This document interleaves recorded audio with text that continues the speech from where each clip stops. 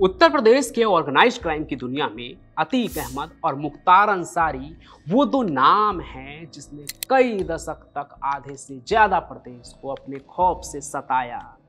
उनके नाम में पावर था, विश्वासघात था और बदले की कहानी थी, वर्चस्व की लड़ाई थी। लेकिन इन दिनों जब मैं इनके जिंदगी के कई कहानियों से गुजरा तो ये सोचने पर मजबूर हो गया कि जिस दो आदमी से सब डरते थे वो आपस में कैसे थे भैया। क्या एक दूसरे को देखकर इनका खून खौलता था या फिर ये मिलकर अपने जुर्म का साम्राज्य फैला रहे थे। उन्नाव शहर का वो एमएलसी कौन था जिसने इन दोनों बाहुबलियों को चुनौती दे दी? कहते तो ये भी है कि यही चुनौती उनके बीच जुड़ने की कड़ी बनी। वैसे बात तो कानपुर के एक लोकल डॉन राजू गर्ग की भी होती है जो मुन्ना बजरंगी के गिरोह से था। वैसे इन दोनों की क्या कहानी है वो भी आपको आगे बताएंगे, लेकिन फिलहाल शुरू करते हैं एकदम शुरू से।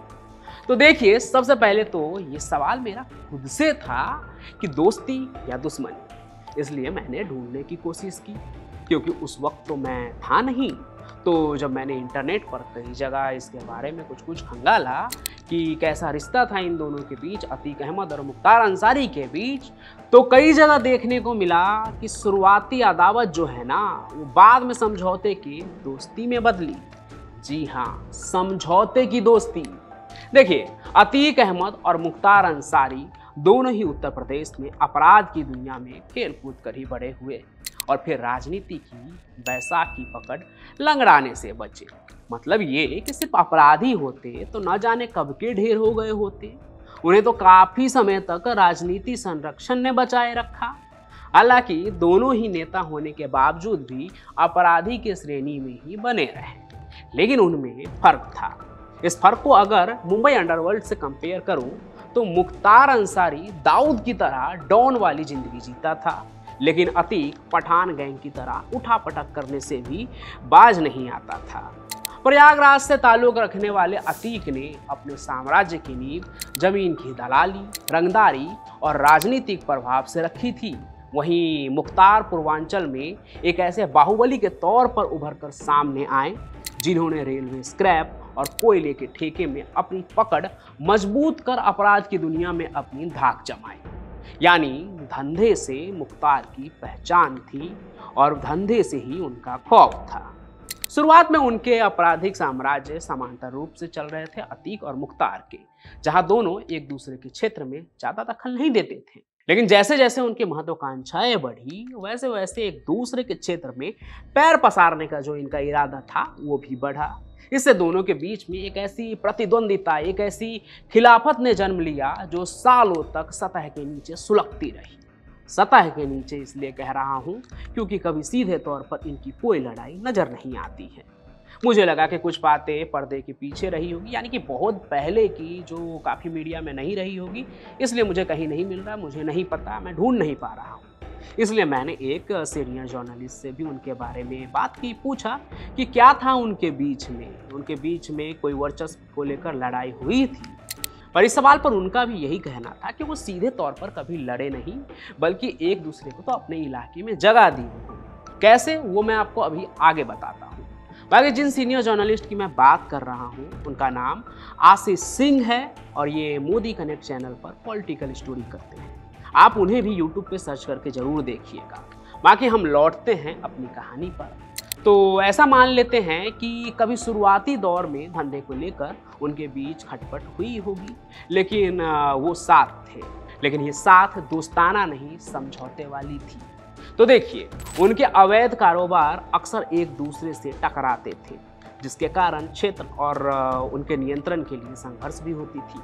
तो जैसे कि मैंने पहले भी बताया आपको कि मुख्तार रेलवे स्क्रैप और कोयले के ठेकों में अपनी मजबूत पकड़ के लिए जाने जाते थे। ऐसे में वो अतीक को एक संभावित खतरे के रूप में देखते थे कि हो सकता है भविष्य में वो उनके धंधे पे भी हाथ डाले। तो ये उनके लिए तो बिल्कुल भी अच्छा नहीं होगा। ठीक ऐसा ही अतीक भी अपने जमीन के कारोबार को लेकर सोचता था। दोनों ही लगातार बदलते सदी के साथ अपने जुर्म के साम्राज्य का विस्तार कर रहे थे। ऐसे में आज न कल एक दूसरे से खिलाफत तो होती ही। बाकी उनकी ये प्रतिद्वंदिता सिर्फ कारोबार तक सीमित नहीं थी, बल्कि उनके सम्मान और रुतबे से भी जुड़ी थी। जो उनके डर और उससे उपजे वफादारी पर खड़ा था। ऐसे में जीत या हार तो बाद की बात थी, चुनौती मिलना अपमान था।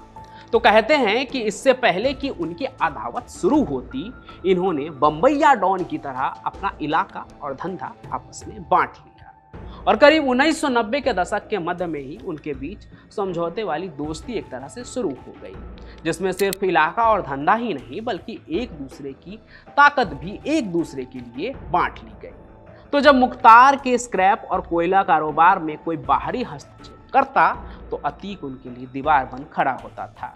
ठीक ऐसा ही अतीक के केस में भी होता था, उसके लिए मुख्तार था। हालांकि ऐसा होने के पीछे ना एक और कहानी बताई जाती है। बात साल 1995 के बाद की है, जब उन्नाव के एमएलसी अजीत सिंह ने मुख्तार के धंधे में दखलंदाजी की, यानी उसके रेलवे स्क्रैप और कोयला के धंधे में, जिसके बाद मुख्तार ने अपने साथियों के साथ मिलकर अजीत सिंह पर हमला करवाया।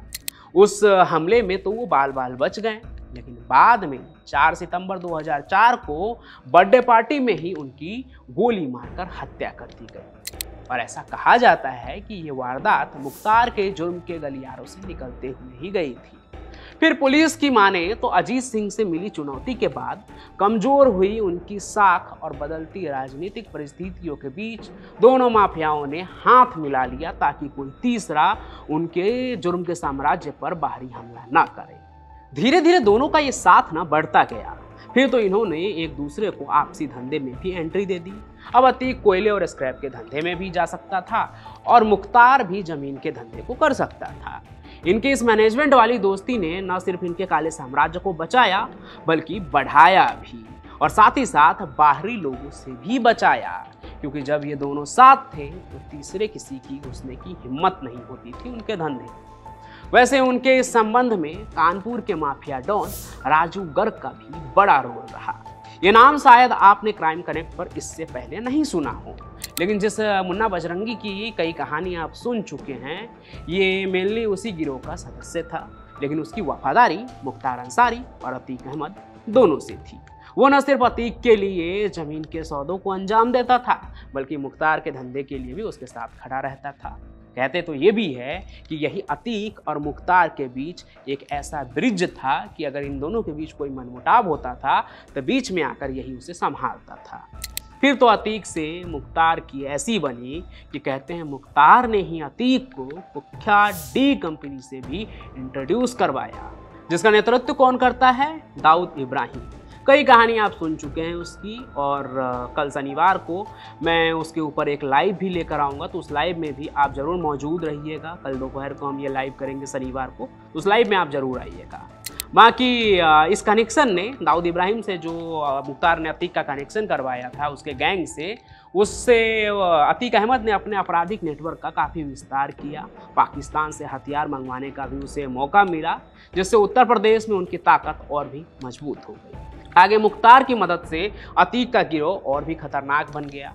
डी कंपनी की संसाधनों का उपयोग करके उन्होंने अपने जुर्म के ऑपरेशन को और भी मजबूत किया। लेकिन दाऊद तो देश के बाहर बैठा था। भले ही उसने खौफ और जुर्म फैलाने में उनकी मदद की, लेकिन जब कानून का डंडा चला तो सबसे पहले इन पर ही टूटी। ना इनके जुर्म की साझेदारी काम आई, ना ही डी कंपनी की सरपरस्ती। अंत में दोनों ही जेल के हो गए, और अंजाम क्या हुआ वो तो आप जानते ही हैं, मुझे बताने की ज़रूरत नहीं है। कई कहानियों में आप सुन चुके हैं, और इनकी कहानियों को सुनने में अगर आपको मज़ा आता है, दिलचस्पी है, तो हमारे चैनल पर तो ऐसे ना जाने कितनी ही कहानी आप ज़रूर देखिए। तो मेरे एक सवाल ने आज की इस कहानी को जन्म दिया था कि इनके बीच क्या था, दोस्ती या दुश्मनी। और जानकारी जो मौजूद थी उसके मुताबिक तो समझौते वाली दोस्ती ही थी। बाकी अगर आपके मन में भी कोई सवाल है या आप कुछ और सोचते हैं तो वो कमेंट में ज़रूर लिखिएगा। बाकी जैसा कि मैंने अभी थोड़ी देर पहले भी बताया कि मैं लाइव पर मिलूँगा शनिवार, और हफ्ते में 3 बार मिलूँगा, हर मंगलवार, गुरुवार और शनिवार को लाइव। तो फेस टू फेस बातचीत होगी, वहाँ पर आप सवाल लिख पाएंगे और मैं उसी वक्त आपको जवाब दूंगा। तो लाइव में ज़रूर मिलिएगा। बाकी इस कहानी को लाइक कीजिए, ज़्यादा से ज़्यादा शेयर कीजिए, हमारे इस चैनल को सब्सक्राइब भी जरूर कर लीजिए ताकि नोटिफिकेशन आप तक पहुंचे और हमारा ये रिश्ता बना रहे। बाकी मैं पंचम प्रकाश आपको मिलूंगा किसी और सफ़र में, किसी और क्राइम की कहानी के साथ। तब तक के लिए आपका बहुत बहुत धन्यवाद।